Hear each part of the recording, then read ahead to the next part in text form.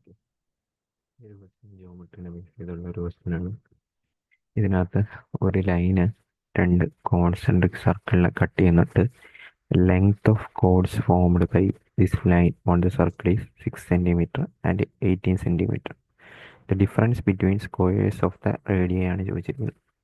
അപ്പോൾ ആദ്യമേ തന്നെ രണ്ട് കോൺസെൻട്രിക് സർക്കിളുണ്ട് എന്ന് വെച്ച് കഴിഞ്ഞാൽ സെൻറ്റർ സെയിം ആയിട്ടുള്ള രണ്ട് സർക്കിളുണ്ട്. ഇതിപ്പോൾ വരച്ചപ്പോൾ ശരിയായിട്ടില്ല, ഏകദേശം ഇതുപോലെയാണെന്ന് വിചാരിക്കുക. എന്നിട്ട് ഒരു കോഡ് ഇങ്ങനെ പാസ് ചെയ്യുന്നുണ്ട്. ഓക്കെ, ദെൻ ഇത് സർക്കിൾസുമായിട്ട് മേക്ക് ചെയ്യുന്ന കോഡുകളുടെ ലെങ്ത് എന്ന് വെച്ച് കഴിഞ്ഞാൽ ചെറിയ ചെറിയ സർക്കിളിൽ 6 സെൻറ്റിമീറ്ററും വലിയ സർക്കിളിൽ 18 സെൻറ്റിമീറ്ററും. ചെറിയ സർക്കിളിൽ 6 സെൻറ്റിമീറ്റർ എന്ന് പറയുമ്പോൾ ഇത്, അപ്പം അതിൻ്റെ നേരെ പകുതി എത്ര വരും? ഇത് വരും, 3 പറഞ്ഞു വരും അല്ലേ. ഇനി വലിയ സർക്കിൾ 18 അതായത് ഇത് കംപ്ലീറ്റ് ലെങ്ത് എത്ര വരും? കംപ്ലീറ്റ് ലെങ്ത് 9 പറഞ്ഞു വരും. ദെൻ ഞാൻ ഇതിനെ R2 എന്ന് എടുക്കുവാണ്. വലിയ സർക്കിളിൻ്റെ റേഡിയസ് R2 എന്ന് എടുക്കുന്നു.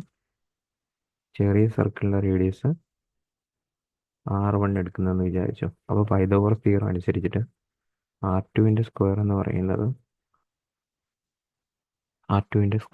ഇപ്പോൾ ഇത് R2, ഇത് 9, ഇത് H ആണെന്ന് പറഞ്ഞെടുത്തു. 81 പ്ലസ് Hൻ്റെ സ്ക്വയർ. ദെൻ R1ൻ്റെ സ്ക്വയർ എന്ന് പറയുന്നത്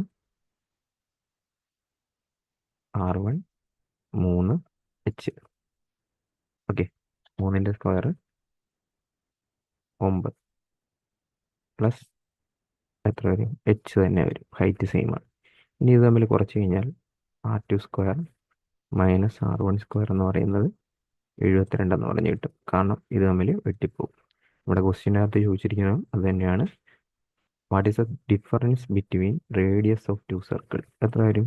72.